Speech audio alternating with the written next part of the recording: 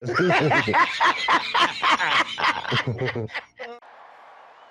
about them Cowboys? Angry Cowboys fan. Born to battle. Start just means we never sell. America's team through thick and thin. When the sun shines bright, that's where we win. Angry Cowboys fan. What's going on, Cowboys Nation? And Angry Cowboys fans around the world, y'all know who it is. It's your man, the Angry Cowboys fan. And it's about time that we start up the Angry Cowboys Fan Podcast once again. So if you don't know, this is the place where you can catch my raw and uncut in podcast form. So if you've been rocking with the Angry Cowboys Fan YouTube channel, y'all know what goes on with the Angry Cowboys Fan Podcast. But for those who are new to the channel, the Angry Cowboys Fan Podcast is where we talk about, you guessed it, the Dallas Cowboys, as well as getting to know your man, the Angry Cowboys Fan, a little bit more.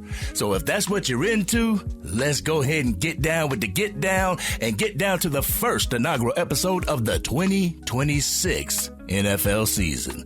Let's go ahead and start it out with a bang, shall we? All right, Cowboys Nation. We're about to get into the first topic of the Angry Cowboys Fan Podcast, and that's the topic that's apparently surprising Cowboys fans out there, and that's the fact that Maxx Crosby almost came to the Dallas Cowboys? Why is this such a huge surprise to Cowboys fans? Oh, wait. Did y'all think that the media and Jerry Jones was actually lying to y'all when they said that the Cowboys were close to a deal, but the Ravens came in and undercut the Cowboys when it came to Maxx Crosby? What's the surprise, Cowboys Nation? Why are we so stunned about what's being said in the media, what's coming out through the media? We almost had him, but the Ravens came in and took him, and then they reneged on the deal and he had to go back to the Las Vegas Raiders. Why is this still a topic? This is one topic that's never going to die within Cowboys Nation. I'm going to keep it a buck. Cowboys fans are going to hear other Cowboys fans continuously bring up Maxx Crosby this year, just like they brought up Micah Parsons last year. Whenever our front four doesn't get home to the quarterback, if they don't get a sack, we're going to hear about how Maxx Crosby could have gotten the sack, just like we heard about missing Micah Parsons in the pass rush last year.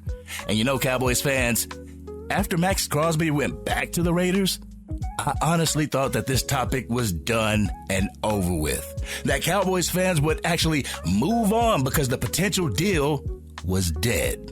Nope, Cowboys Nation, nope. Now it's back in full rotation.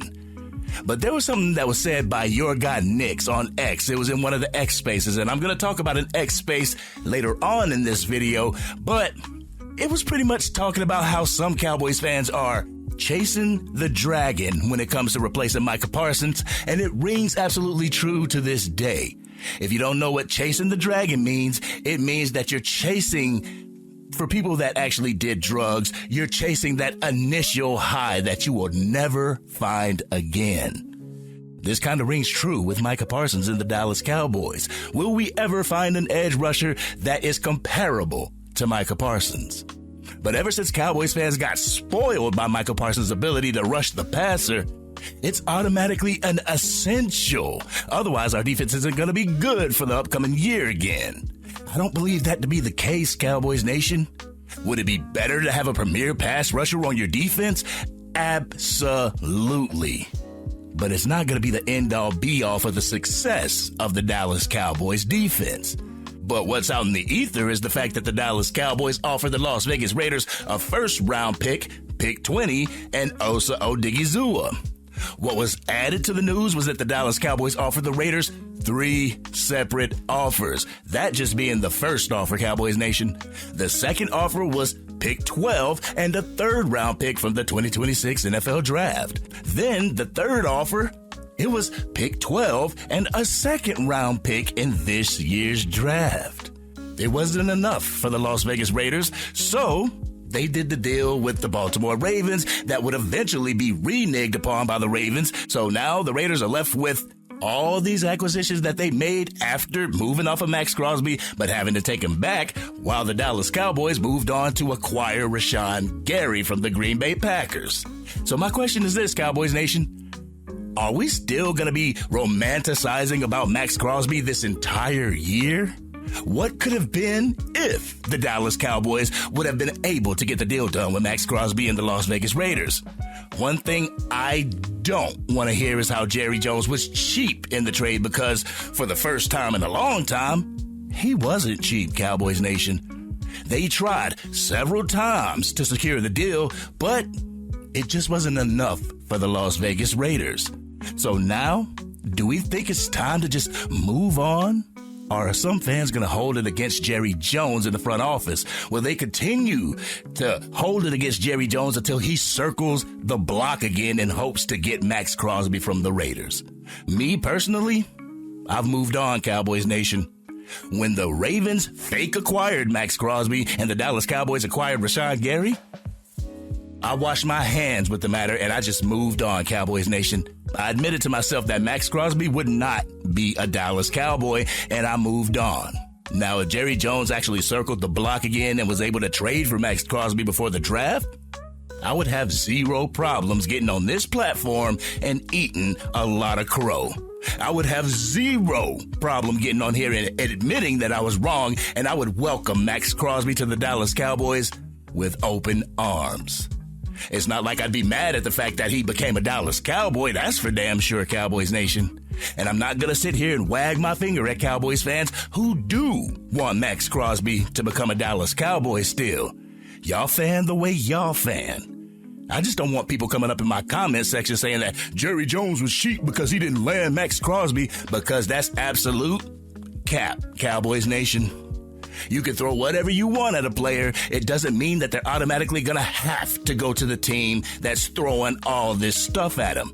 We saw this play out with Nakobe Dean this year. The Dallas Cowboys offered him more than what the Las Vegas Raiders were, but we couldn't give them what the Las Vegas Raiders was giving him, and that was an opportunity to play with a college teammate and a friend. This was the deciding factor for Nakobe Dean, but you still had Cowboys fans that were calling Jerry Jones cheap because he didn't throw the entire bank at Nakobe Dean. You know the old saying, Cowboys Nation, you can't please everybody. But what do y'all think about the new news about what the Dallas Cowboys were willing to part ways with in order to bring Maxx Crosby to the Dallas Cowboys? Do you believe it was a great deal? Y'all go ahead and let me know your raw and uncut in the comment section. All right, now, Cowboys Nation, we're going to go to the next topic of the Angry Cowboys Fan Podcast, and that's the need for 11 All-Pros on this Dallas Cowboys defense. Now that we've been speaking about Maxx Crosby and the whole Maxx Crosby situation again, Cowboys Nation, let's move on to the Dallas Cowboys defense and how it seems to need 11 All-Pros on the field. Ever since the free agency legal tampering phase opened up, nothing but top players had been linked to the Dallas Cowboys, and some Cowboys fans completely ate it up. Whether it was Maxx Crosby, Trey Hendrickson, Nakobe Dean, Kenneth Walker III, Bradley Chubb, Breece Hall, Quincy Williams, Reed Blankenship, Eric Stokes, Khalil Mack, Tariq Woolen, Jalen Phillips, Devin Lloyd, Trent McDuffie, or Dre Greenlaw. If you were the top-tier talent, then you could rest assured that you would be linked to the Dallas Cowboys, and some Cowboys fans would believe the entire thing. But being a fan of the Dallas Cowboys for over 30 years, I've come to realize that if a top player is linked to the Dallas Cowboys, 9 times out of 10, they're not coming to the Dallas Cowboys. If the 3 and 4 letter networks are reporting on a player that would be great for the Dallas Cowboys, it usually doesn't come to fruition, Cowboys Nation. But you know, I understand the want for the team to get better. Believe me, Cowboys Nation, I understand that want on the defensive side of the ball. I don't want our defense sucking like they did last year, but I contribute a lot of that sucking when it comes to the defensive coordinator that the Dallas Cowboys had in place, and that was Matt Eberflus. And hey, who knows if Matt Eberflus is going to screw up the 49ers defense this year, seeing that they hired him on to their staff. But this is why I made that video questioning if Dallas Cowboys fans truly believed in Christian Parker and his vision for the defensive side of the ball. Do fans trust the moves that have been made with him at the forefront of said moves, or do we need a defense full of all pros just for security, Cowboys Nation? It seems as if heads continuously lowered when a name came across the headlines going to the Dallas Cowboys. When we got Rashawn Gary, you saw some fans moping, saying that, well, it's nothing like Maxx Crosby. The addition of Otito Abonia, it was shrugged off, Cowboys Nation. The addition of P.J. Locke was minimized. The only move that was a good move to a lot of Cowboys fans was Jalen Thompson at safety. A lot of pessimism going around Cowboys Nation as of late. But my question is this, though, Cowboys Nation. What was the expectation? What did all these fans think was going to happen during free agency? Fans not giving credit for the front office for everything that they have been trying to do, everything that they threw at Maxx Crosby or Nakobe Dean, calling them cheap when they didn't outbid the Raiders. That came down to a player preference, Cowboys Nation. It didn't come down to the money that was being allocated. It came down to where the player wanted to play. Well, give them an offer that they can't refuse then. That's not financially feasible or even logical for the Dallas Cowboys. So what? Are they supposed to overpay for every single player that they want on the team? I remember fans complaining when they overpaid Ezekiel Elliott and Michael Gallup, and these same fans were pissed off when they didn't throw the entire bank at Nakobe Dean. But I'm going to keep it a buck with you, Cowboys Nation. A defense doesn't need to have 11 all-pros on the field all at once. That's never going to happen unless it happens during the season, unless these players get on the team and they ball out of control and become all pros. The Cowboys would never sign nothing but all pros during free agency because they wouldn't be able to afford it. Let's not act as if it doesn't take rookies and veterans and role players and dogs and excellent coaching to bring a Lombardi trophy back to the DFW. For years, the Dallas Cowboys front office approached the new league year with one arm tied behind their back by not participating in free agency. Now we expect Jerry Jones to do a complete 180 and spend top dollar to bring nothing but the top-tier players to the Dallas Cowboys in free agency. You can't make this shit up, Cowboys Nation. And yes, Jerry Jones did say that he was going to bust the budget when it comes to free agency this year, but instead of being skeptical, some Cowboys fans fell for the buzz phrase yet again. But this time, it was a little bit different, Cowboys Nation. This time, we actually saw Jerry Jones trying to acquire top-tier talent, but close only applies in horseshoes and hand grenades, am I right? But we don't need a defense filled with all pros in order to get things done this year. The Dallas Cowboys need to have 53 young men ready to battle for one another in one common goal, and the coaching staff to be able to put the best people out there, put them in the best positions to succeed, the personnel as well as schematically. The Seattle Seahawks didn't have a defense filled with all pros, and they still won the Super Bowl. The Philadelphia Eagles didn't have a defense filled with all pros in 2024. The Washington Commanders went to the NFC Championship with a bunch of ex-Dallas Cowboys players and a rookie quarterback. Why can't this happen for the Cowboys, Cowboys Nation? It can happen with who the Dallas Cowboys brought to this team during this offseason, Cowboys Nation. Whether it's the coaching staff that they brought to the team or the players that these coaches had a hand in bringing to the team, the Dallas Cowboys are currently trying to set this team up for success this year, and you can see it. Unless you're blind like Stevie, you can see the attempt. So like I said in the previous video, I'm going to continue to trust the process, Cowboys Nation. That's all we can do as of right now. That's all we can do as fans. Well, some of us can sit back and get mad for the entirety of the season, but that's not going to be me. I'm looking to enjoy my escape, which is the Dallas Cowboys football, so I'm not going to be miserable with every single thing that the Dallas Cowboys do or don't do.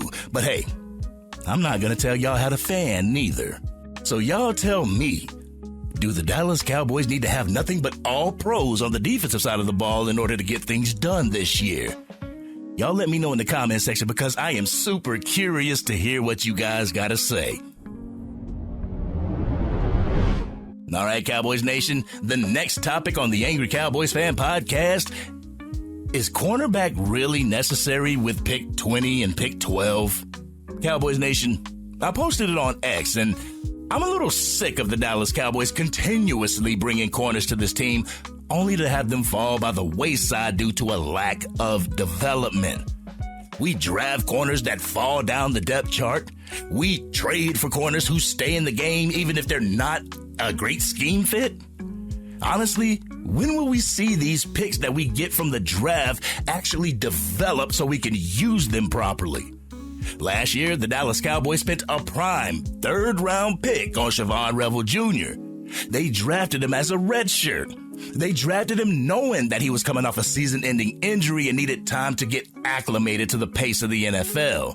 I said this on X and got met with his statistical output in 2025, ignoring the fact that he was fresh off an injury. Right now, the Dallas Cowboys have a stable filled with cornerback talent. Deron Bland, Kalen Carson, Traquise Bridges, Reddy Stewart, Siobhan Revel Jr., Josh Butler, Zion Childress, Corey Ballantyne, and now Kobe Durant and Darion Kendrick. How many more cornerbacks does this team need, especially spending a premium draft pick on one? I could understand attaining a cornerback with the 92nd pick of the NFL draft, but to lead the draft with a cornerback when we need an edge rusher or a green dot linebacker, I feel that would be a dereliction of duty from Will McClay as well as Jerry Jones. And I know that Cowboys fans are looking to bring that LSU cornerback, Mansour Delane, to the Dallas Cowboys. But if he's taken off the board, then I've seen Jermod McCoy or Avion Terrell linked to the Dallas Cowboys. After the acquisition the Dallas Cowboys have made at the cornerback position this past offseason, I don't see it being more important than the need for the edge rusher or the linebacker position.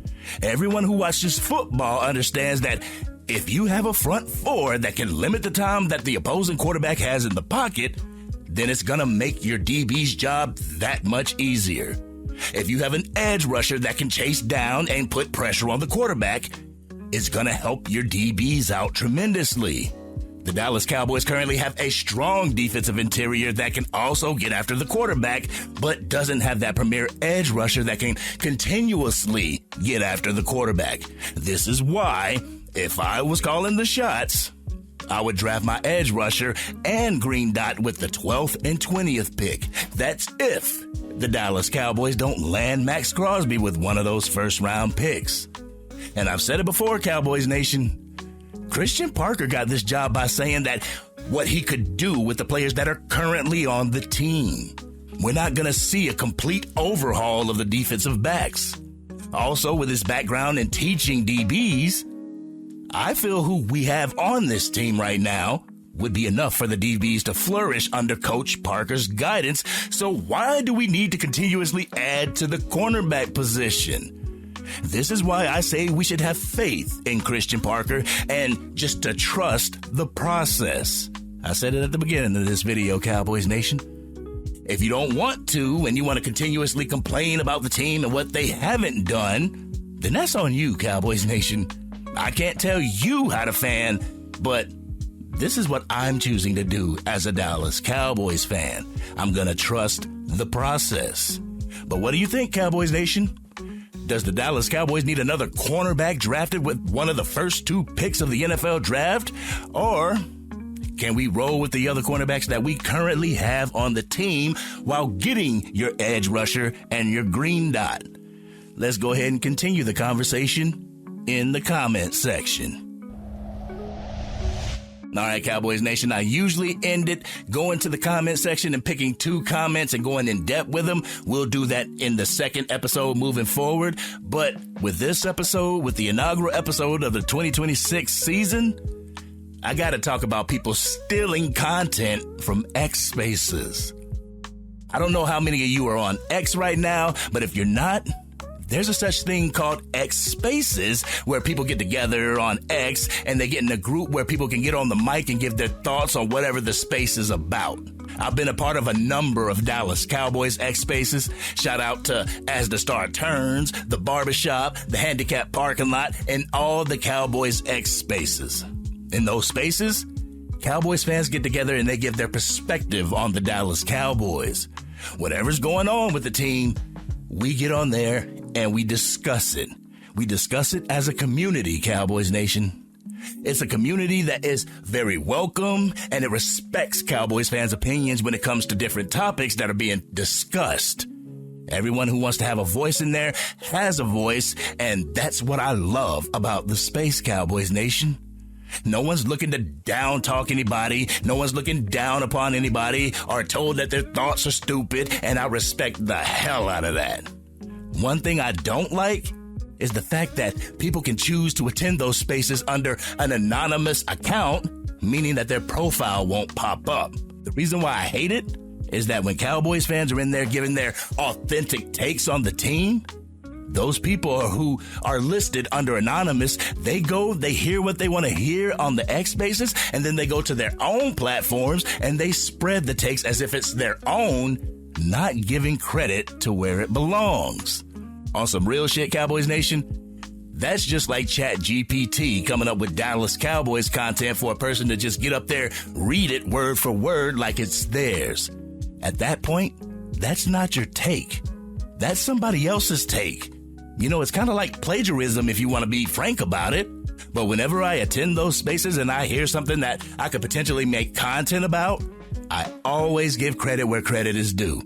How many times have I gotten on this platform and you've heard me shout out somebody from the X spaces during one of my videos? You can find a plethora, a wealth of knowledge in those spaces, and the fans involved don't care that you make content out of it, just as long as you cite your source. So if you come to the spaces and you gain some knowledge from them, go ahead and give your props to the people that gave you that knowledge. Don't go on your platform acting as if you came up with the content when you know good and damn well that you didn't. And for those who love to gain knowledge from other Dallas Cowboys fans and content creators, I highly advise that you go into one of these X spaces. If you don't have an X account, make an X account and look out for one of the Cowboys X spaces. I promise you'll enjoy yourself and you'll come away feeling like you've learned a hell of a lot. Real talk, Cowboys Nation. But this has been your man, the Angry Cowboys Fan. Cowboys Nation, I actually got to make an intro to the Angry Cowboys Fan Podcast because my intro is out of date. So I'm using my regular intro, but the next episode, which is going to air next week, we're doing one episode a week. So next week, we're going to have a different intro. But what do you feel about this whole episode? Y'all know how we do. We always talk about it in the comment section. If you're digging this content and you want to help the channel reach its current goal of 20,000 subscribers, drop a like on this video, share it with anybody that you know is a Dallas Cowboys fan. And if you're on your mobile device and you haven't used them up yet, make sure you hype this video. Doing so will almost guarantee it gets out to Cowboys fans. They'll come over to the Angry Cowboys Fan YouTube channel and want to become Angry Cowboys fans themselves. And if you are DC for life and you agree or disagree with any of the takes that I've had during this podcast, hit that subscribe button. Hit the bell to be notified whenever I go live, release a video, podcast episode, or film breakdowns. You can catch the Madden 26 or College Football 26 gameplay on my other channel, the Angry Cowboys Fan Gaming Channel. I'll make sure I put the link to that as well as the gamer tag in the description. And once again, Angry Cowboys fan family, I want to thank each and every one of y'all for y'all patience and y'all dedication and y'all support to this channel. I swear, this past year has been super rough on your man, but I guarantee you that we're going to come back with a bang for the 2026 season. And who knows, maybe we'll be covering the Dallas Cowboys going deep into the playoffs. But this has been your man, the Angry Cowboys Fan. And I'm out.